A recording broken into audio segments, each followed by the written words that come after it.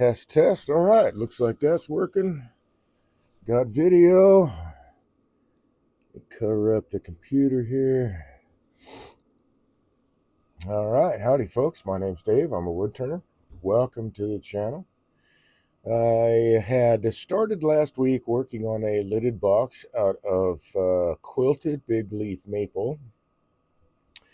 And right towards the end, as I was working on starting to hollow out the inside, it squirted out of the chuck. So I had a couple of dings in it that I needed to take care of. And I did that. And now we're going to finish this guy. So I had some damage there. I had to return a little bit. But if you look at this OG, this curve and this curve match. And I think that is kind of important for what I'm trying to do here. So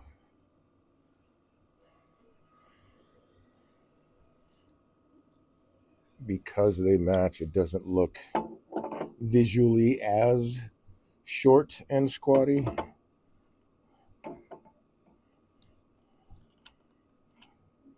Oops, must be some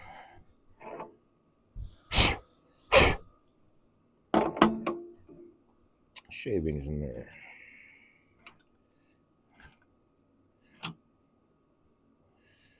All right, so that side, and as I recall, I think, yep, I did make a mark. So we'll get this guy back up here.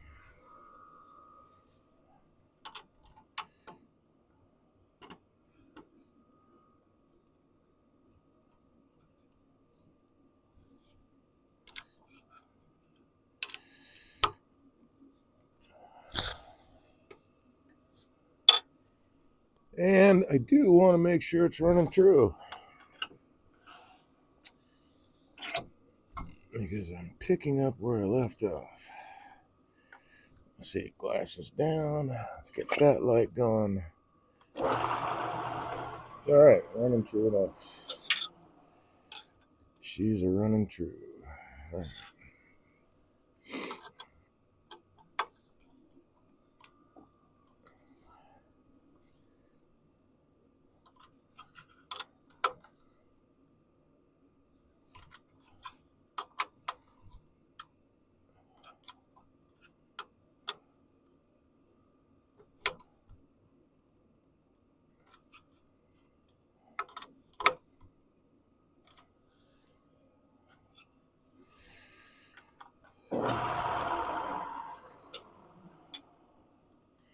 Okay. So the first thing I'm going to do is I'm going to make this area of this leaf, stylized leaf,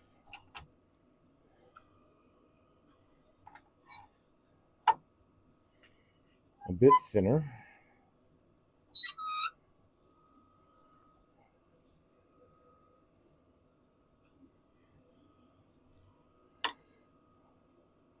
Might be a little tall there, a little bit too tall possibly. Let's give it a shot.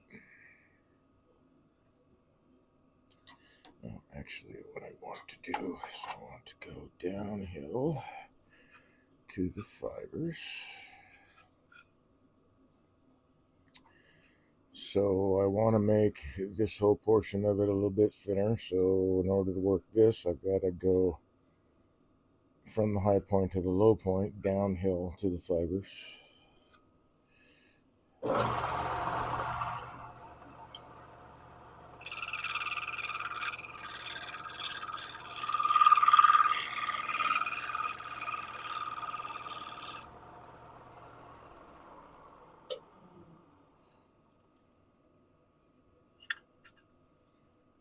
And I think a little bit thinner yet.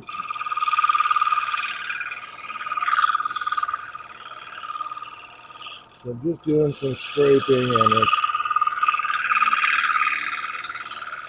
a light touch. This is thinner material here. It's flexing a little bit, but I don't want to induce any flex, and that actually is thin enough.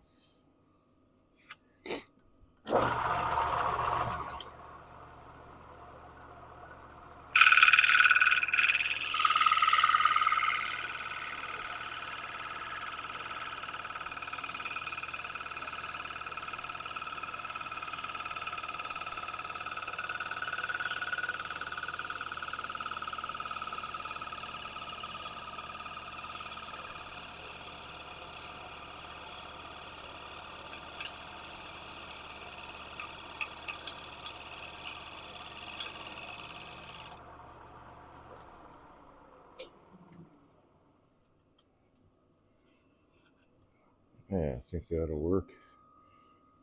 I do have to sand it a little bit, but not that will take off much, but that is a lot closer to the thickness that I'm looking for.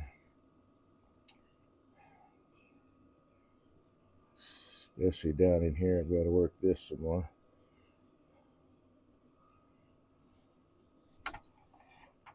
And in order to do that,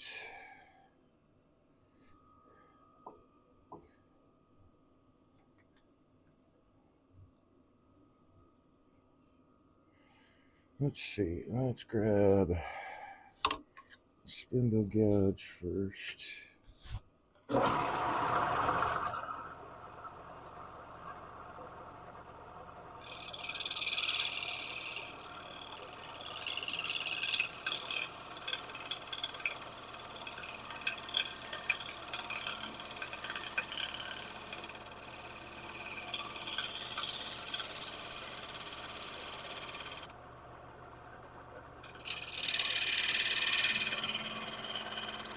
Oh my, okay. I need to sharpen that. I didn't realize it was so dull. So, off to the grinder real quick. Oh yeah, that's very dull. Whoops. Alright. Lights. Power.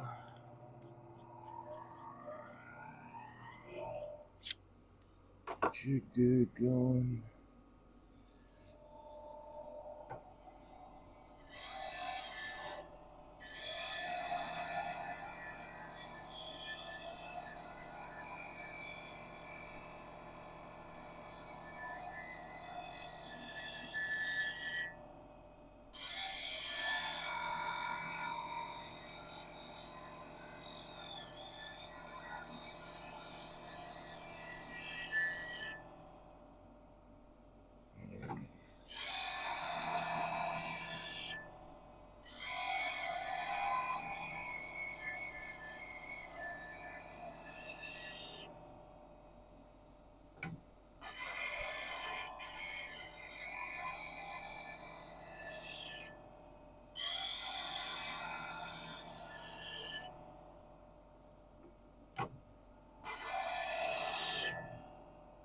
So just touching up the edge there. Actually, I've kind of got to give it a little bit. It did get pretty dull, so I had to remove some material. A little bit more than normal, but I think, let's see, this is, it's not bad steel. Hurricane, it's a hurricane tool. I took it out of the handle so that I could use the Jimmy Clues little quick change system with it. Well, actually, that and the robust. Working on playing with both, and I think that's really close. I think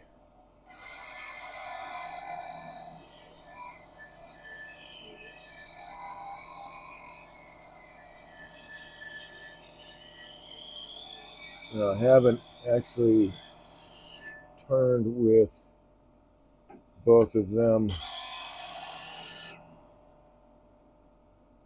or rather the Jimmy Clues when it's been really, really cold. I have with the Robust and the issues I had with that.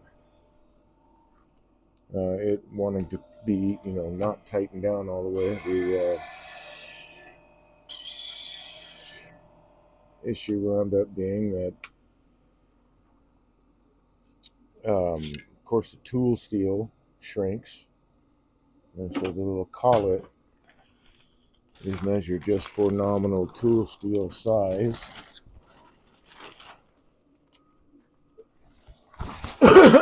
So if it's a half-inch tool steel like this guy, then this will shrink enough that it will be loose in here. So I got different collets that are slightly smaller. It's amazing what, how many different collet types and stuff you can find online. Make sure that looks right. Okay. Anyhow, I bought like a whole range of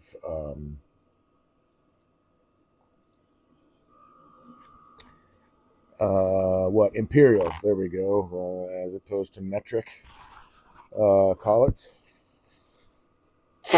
because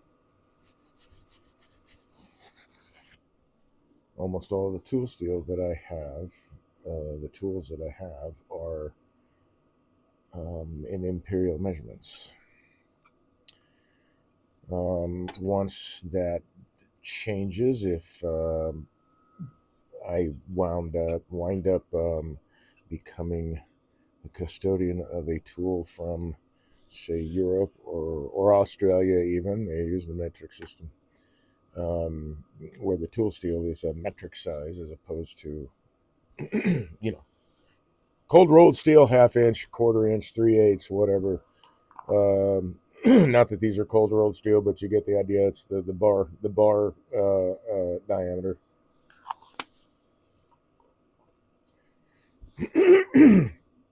And that's actually how I got kind of confused. In fact, learning about tools when I first started, because depending on where you live, is how you describe your tool steel. So in the U.S., I don't know about Canada, but I only know about the U.S. The tool is measured. The tool steel is the size of the tool. So this is a bowl gouge. Since this is a 5/8 tool stock, then this is a 5/8 bowl gouge here. In Europe, for instance, UK, Great Britain, they measure the flute size. So in that case, this would be a 3/8 bowl gouge. So you have to be careful when you're ordering where the tool is coming from, so you know what you're getting.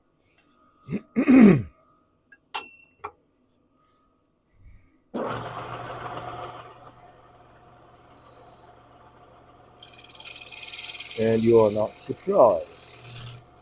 Now that, for some reason, seems to be turning better.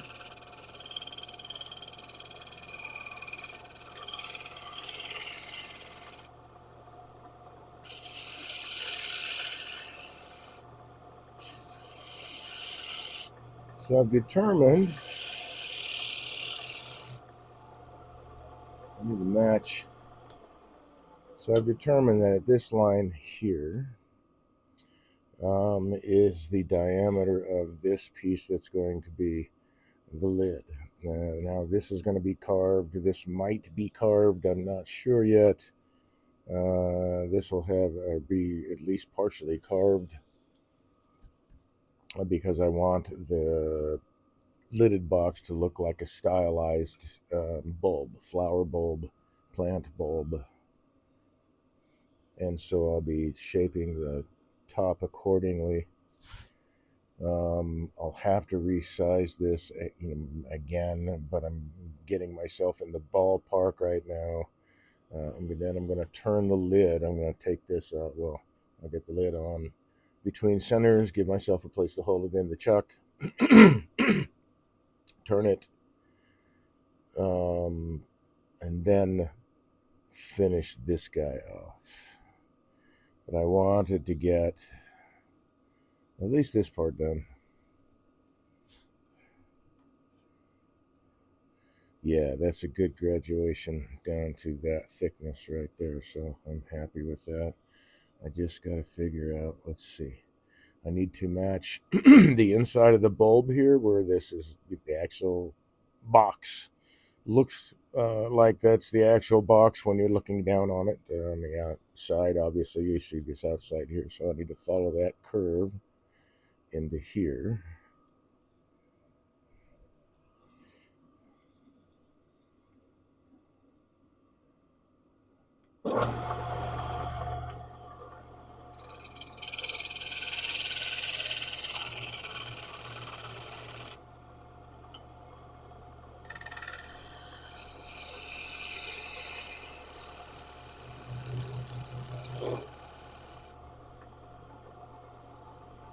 And then I can finish shaping that once I have it back in the chuck and finishing that sizing part for the lid. And then at that point also, actually I think, well no, at that point I'll hollow it then.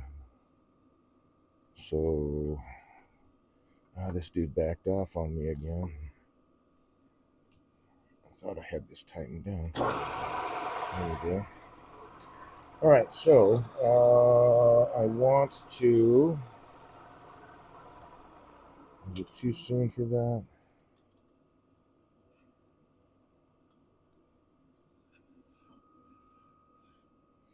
No, I can at least smooth it out. So I still have to sand this, but I can do some shear scraping.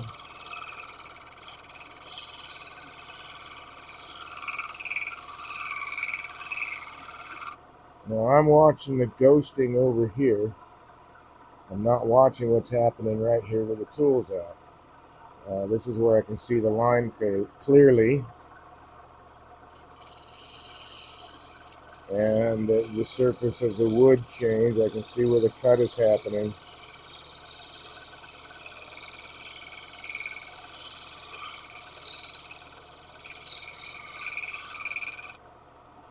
By watching that over there. And that's something that you also, as a new turner, will eventually pick up.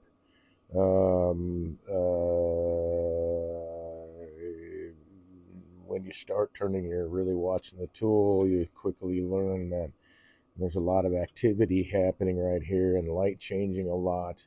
And you got the tool head. Once you start getting your body mechanics in line, the muscle memory working for you, then you can follow that cut with your eye at the same time that you're looking kind of over here to watch where that line's coming out. And also, that is also different depending on what kind of light you have working for you, where that light might be. I think I'll just sand those. I was going to do a little shear scraping, but they are flexing just a little bit. It really shouldn't matter with a light touch. Let's see.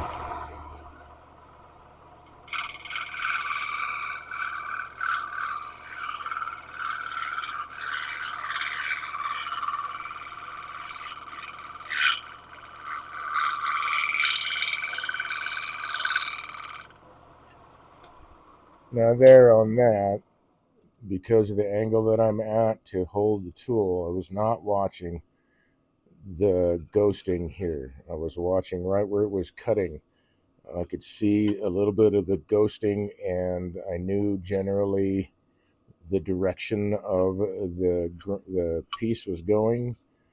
So guiding that, watching that line, that ghost down here where it's cutting right at the edge, and just taking that slow travel all the way across as it's rotating with a very, very light touch. I got that fairly well cleaned up and no issues with flexing, so I don't have a lot of ripples and stuff in it, which is always a bonus. A lot less sanding. Turning is really turning is a lot. It's all finesse. I mean, there's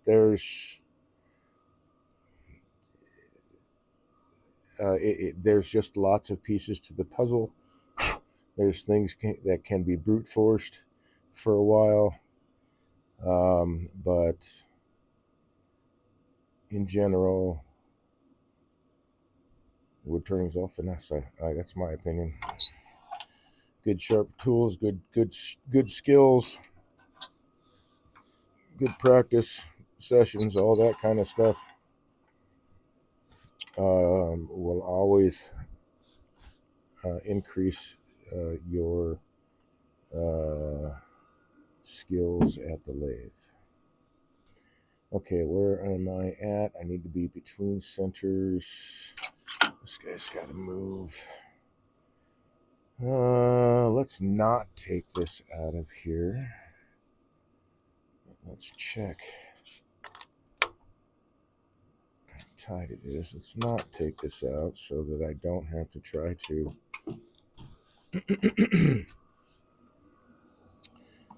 recenter it and find that it's not quite turning true, which is always a bummer and often a pain in the butt to fix.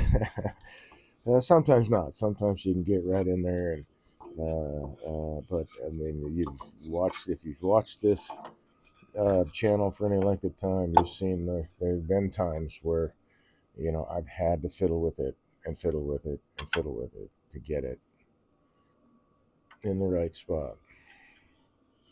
So let me set this aside over here, and then grab my drive center.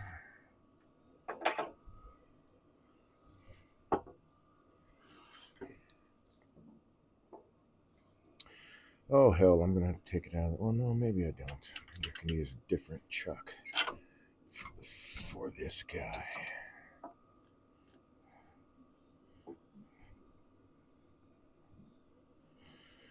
So I thought I might use that. I don't know how I'm going to use that in the final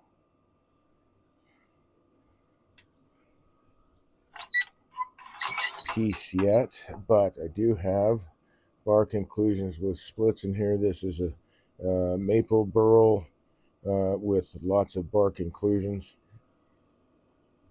So it is a little bit challenging to turn as well.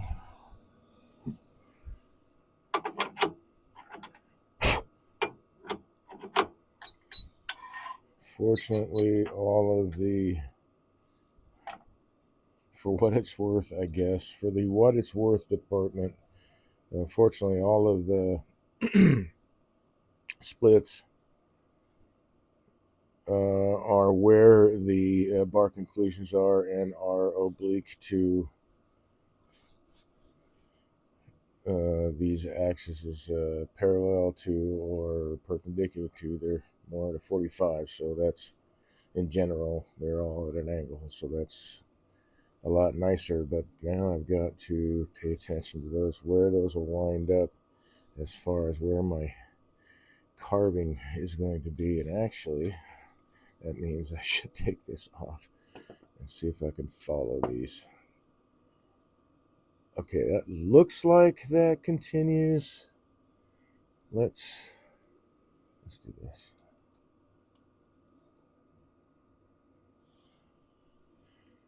That looks like that continues up over the corner, but I don't know if that's because I just left a pencil mark, or there's actually, so I really can't see a split up here. So that probably isn't going to bother the piece or where I'm going to carve, I don't think.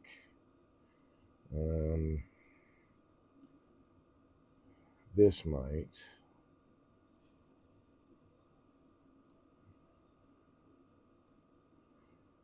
As I've got this set. Yes, okay.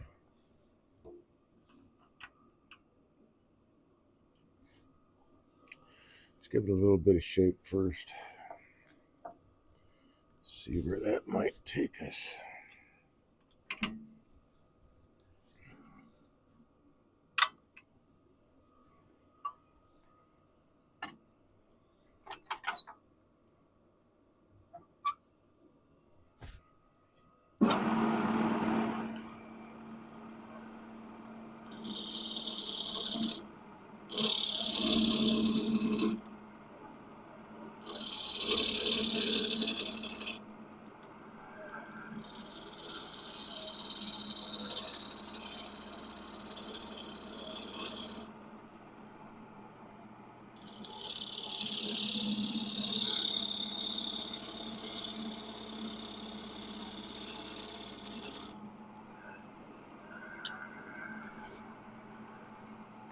Yeah. So I got to keep in mind, and I've got to follow this curve even in the lid.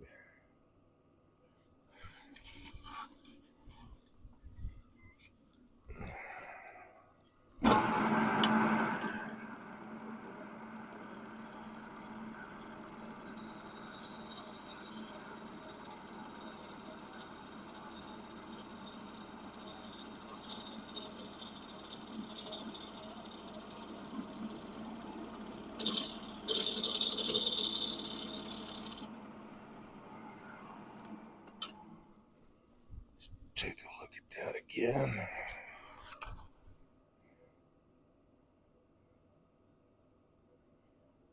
I think it might be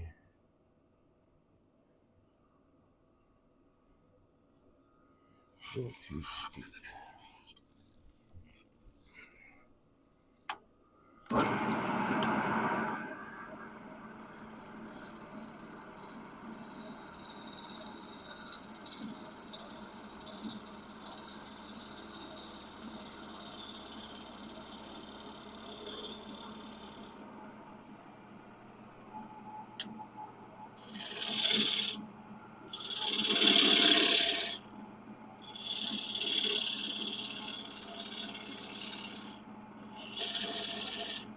Talk about it often how I believe that turning is a full sensory experience. I get to experience it now even more so that this lathe has become a lot quieter since the last repair. I'm almost there. Still just a tad bit too steep.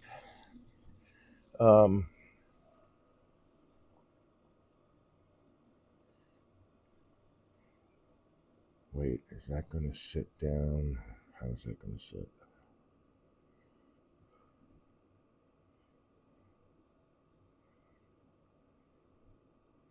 Am I making the onion ring? That's a question. He says. If I am, I need to have material big enough, which really,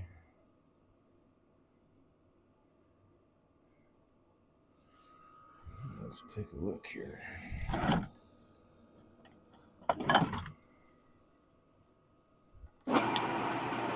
Oh, yay, and then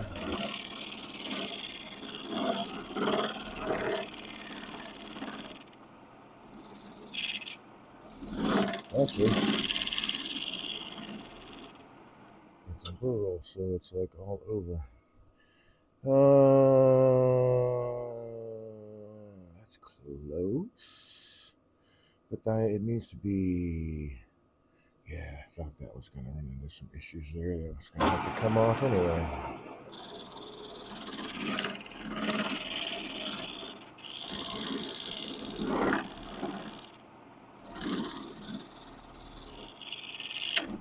It's a daisy.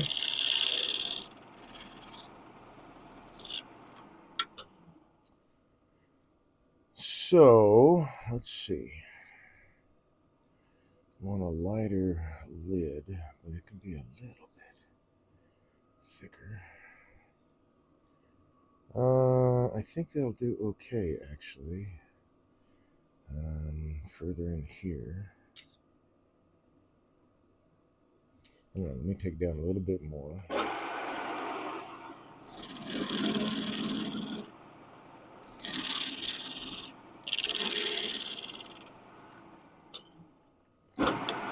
Oh, and let's do something about that sharp corner. Yeah, I think that's going to work fine, even if I bring it down to here.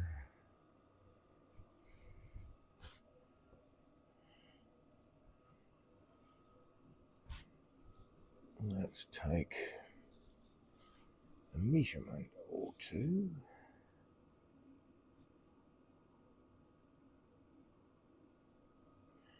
Okay, that would be almost 11 centimeters. 10.9 or 4 5/16. And this guy, whoops, moved on me. There we go.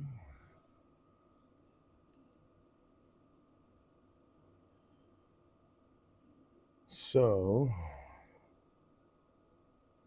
that is a good half an inch, which means 1/4 of an inch in is where the onion ring would sit. Okay, all right, that'll do. That's basically what this is right here. Yeah, I think that'll do fine.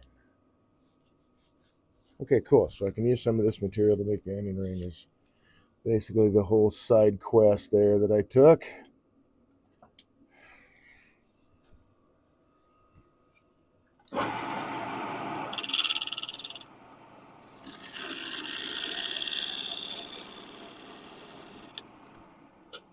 So a little bit further in, and yeah, catch the onion ring there.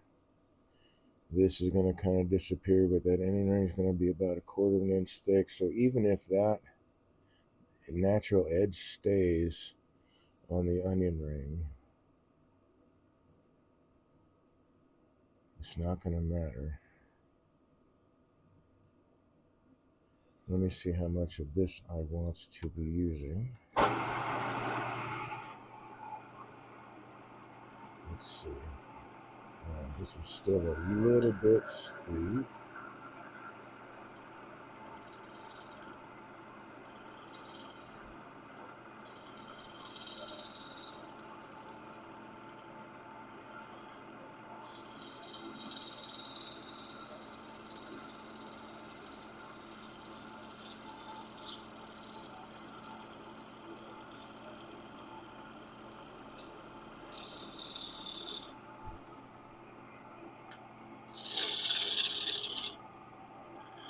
But back to the full sensory experience or full sound experience, and that I get to actually experience more of that since I made this so quiet, is I get to hear how the tool is interacting with the timber. I get to hear, or I get to smell, right? See, can feel the vibration. Basically, all the senses are engaged. And that's why I like the fact, and I keep bringing it up, that my lathe is now running so quiet, because I can hear better there we go. I can hear better the interaction of the tool in the timber, or whatever it is I'm turning. Actually, sometimes it can even give me an indication that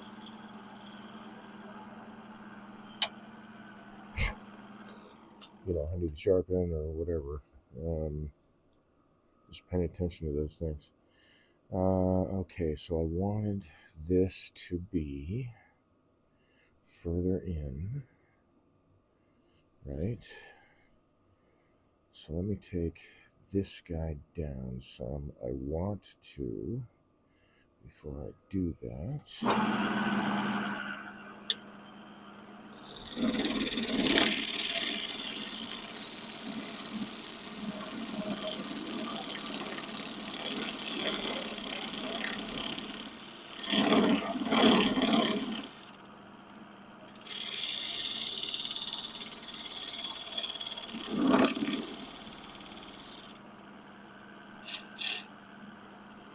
give myself a hold for the chuck. We'll need my 1/4 inch skew to create that dovetail there.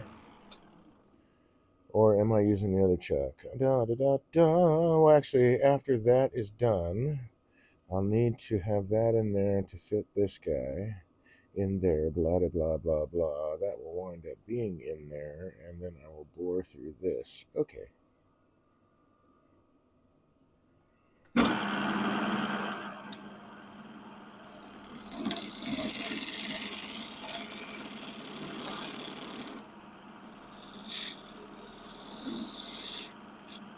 I'm going to need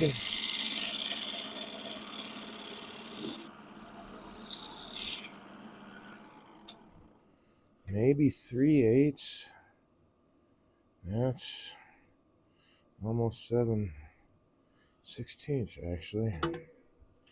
But I think I'm going to need that because I have to inset it a little bit, and the lid has to sit over this. It's not going to be, a super tight friction fit,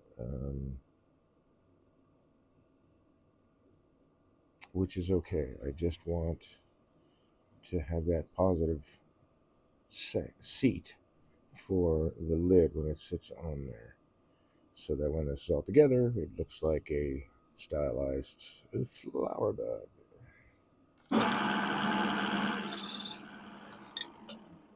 So that means that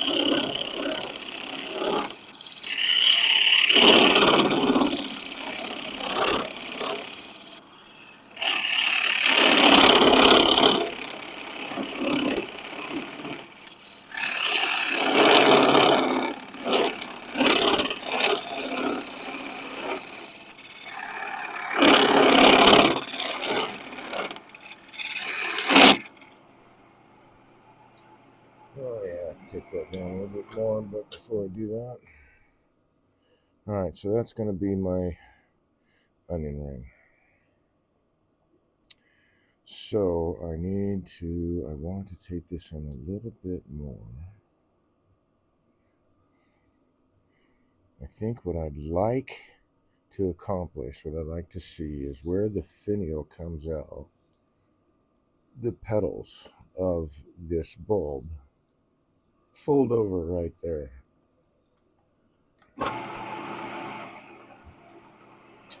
Which means that in order to do that, woo, doggy, thought it was that. That's cold. It's kind of funny how the human body works. Cold, hot, cold, electricity, all that stuff kind of sort of cold and hot can feel the same. So I felt that this was hot, and it's this guy, since I was holding on to both, from parting through this very tough material. So, thanks for joining me, by the way, on this last Twitch Tuesday of 2025.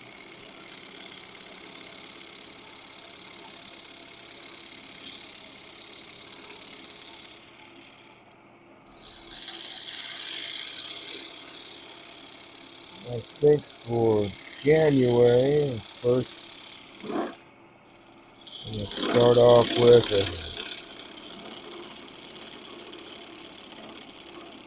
a larger project. Carry it through several days, and I think, well, that's what I'm going to do with my whole format. Is once a month, I do a larger project that goes through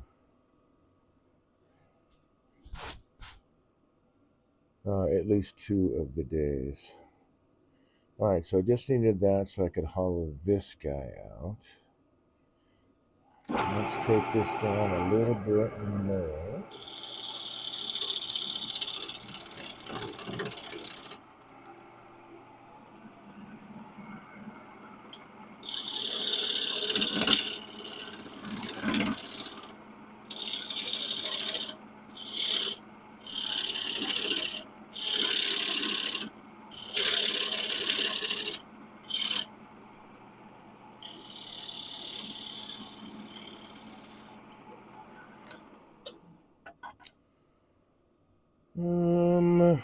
Hum.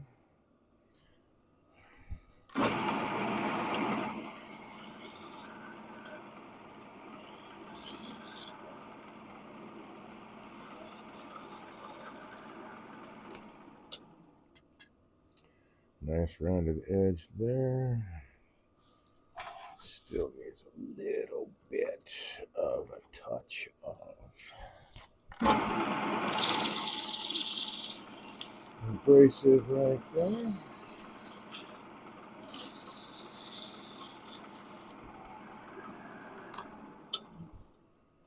Okay, so now I can finish parting this guy away. Got a way to hold this dude, should I need it, here, and I can use, I think, hold on, you know what, I better double check my sizing here. I may need to take this tenon down some more. It would be a shame to have to try to do that after I have no way to hold on to it anymore. That would be a drag. I hear that would be a bummer. Never has happened to me personally. My heart goes out to those that it's happened to. It sounds like it would be quite the shame.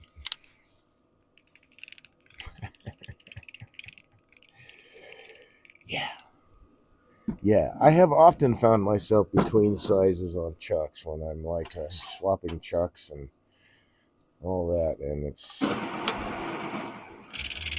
also has happened on this.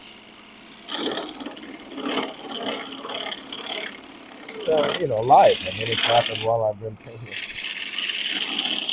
And it's out there on YouTube now.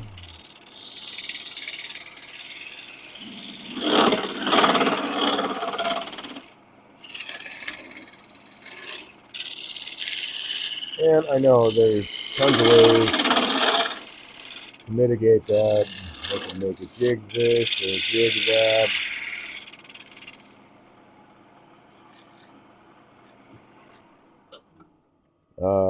I finally started writing it down on my lathe here, and still on that particular chuck because I hadn't measured it. Hardy har har.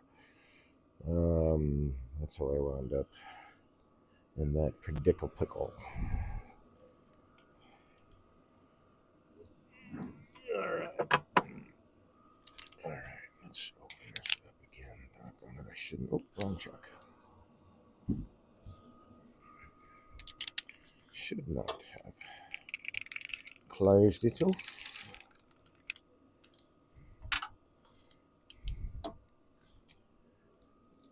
Easy there, cowboy. All right, so I'm going to want to measure from corner to corner since this chuck is open all the way. That's where it's actually going to hit the timber, because these jaws are smaller jaws and won't make it around the radius here in the center. Well, I would say that is right there.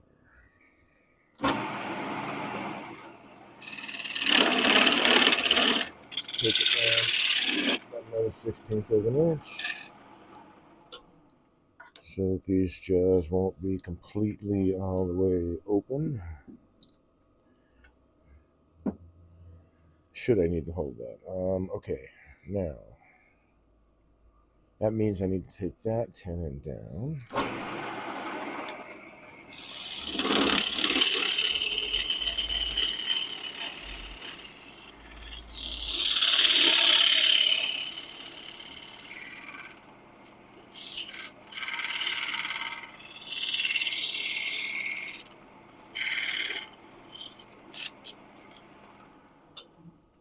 Oh, maybe a little more.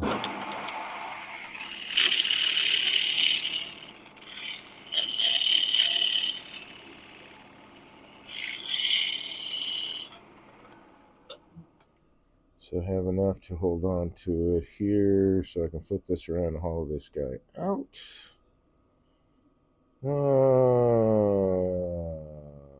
And work on the shape of this dude. Let's see. If I carry that up, well, we'll just play with it.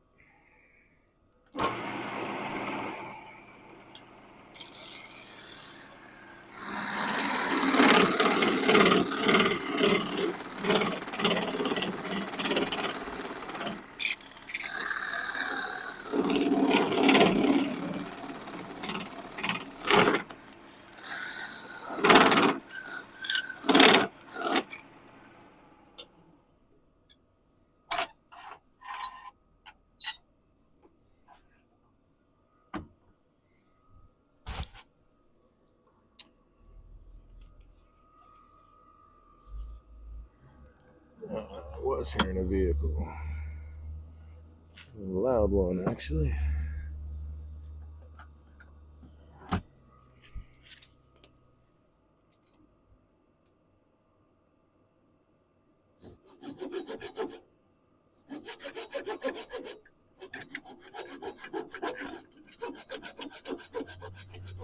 So I do hope that you are at least in the area of, if not on the way or in the exact location, of any loved ones you care to share the holidays with. Coming up quick, isn't it?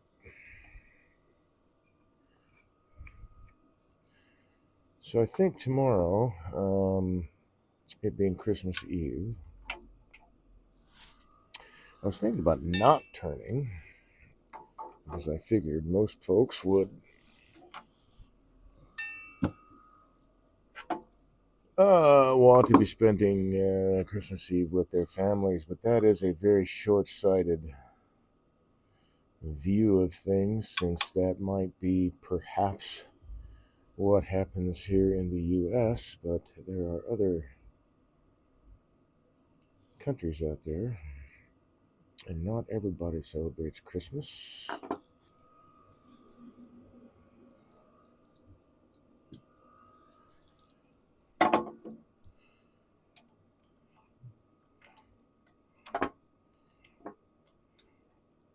So I thought, maybe I'll turn some snowmen or I don't know, something cool. Wrong side, Dave.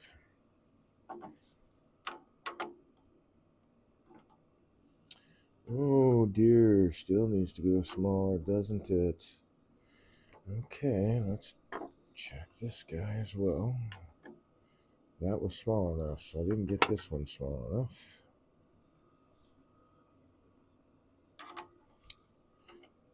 So back on the lathe we go. Oh, there's a perfect example of being basically between the sizes.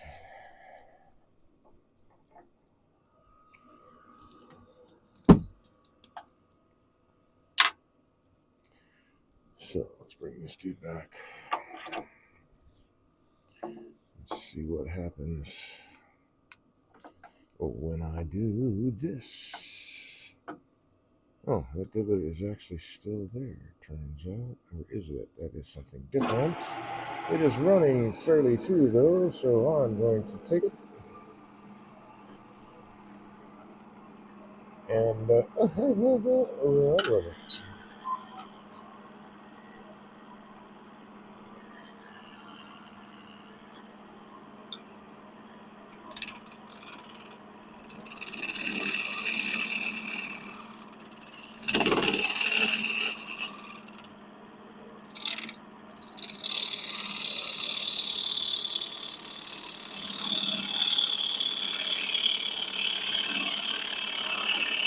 I'm sure I got a square shoulder for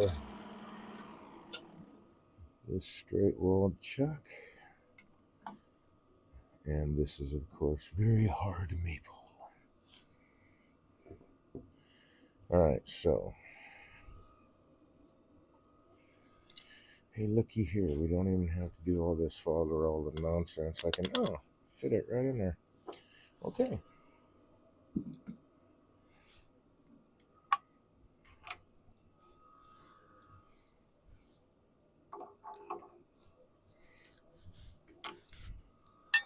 Whoops. There we go. And let's see, where shall I begin? I guess I will begin here.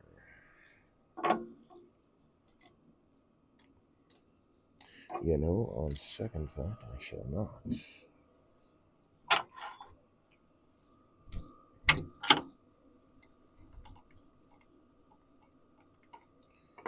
Let's move that guy. And being able to use that little cookie, I guess, as it were, off the end. That timber's going to match what's in there. Won't that be awesome? Yes, it will. Okay.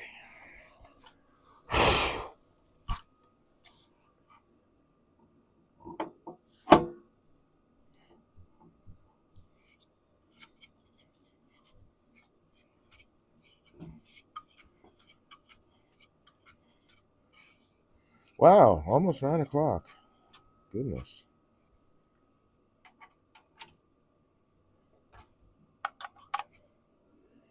This might be a 2-day project. I guess we'll see. I do want to check. Whoops, that's not what I want to check.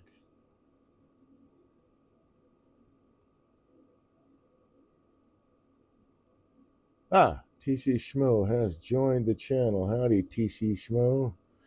Hey, I have a question for you. I stopped by Bergstrom's and they're fine.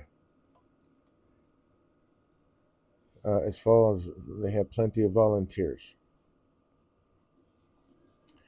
But they did say that they were looking for desserts, so I plan on bringing stuff. I guess it's Christmas Day, yeah? So what time? I guess I can call them tomorrow. I forgot to ask. What time? Dang it.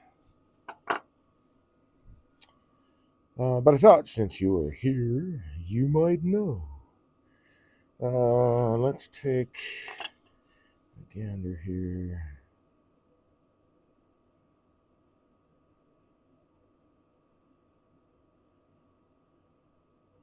You know what I will do?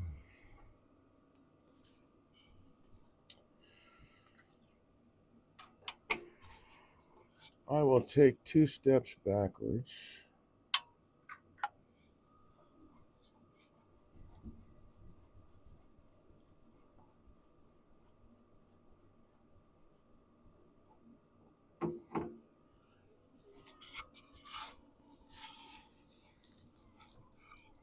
Because I think this will help me out.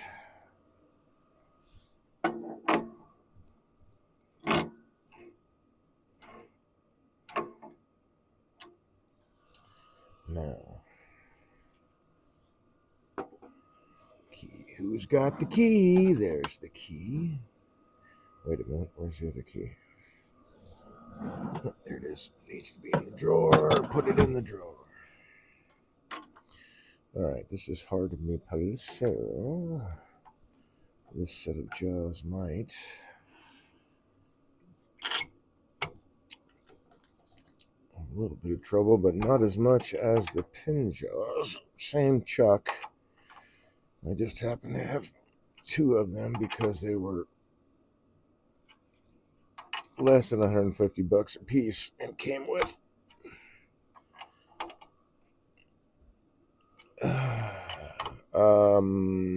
what, three sets of jaws,